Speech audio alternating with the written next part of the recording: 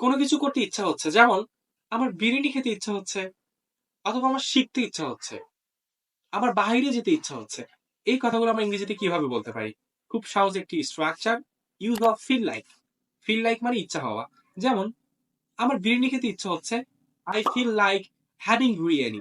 তার মানে feel like এর সাথে সবসময় ভার্বের সাথে আইএনজি বসে। আমার বাহিরে যেতে ইচ্ছা হচ্ছে, I feel like going outside.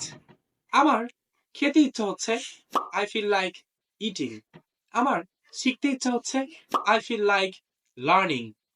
আমার ঘুমাতে ইচ্ছা হচ্ছে, আই ফিল লাইক স্লিপিং। তার চা খেতে ইচ্ছা হচ্ছে, he feels like taking tea.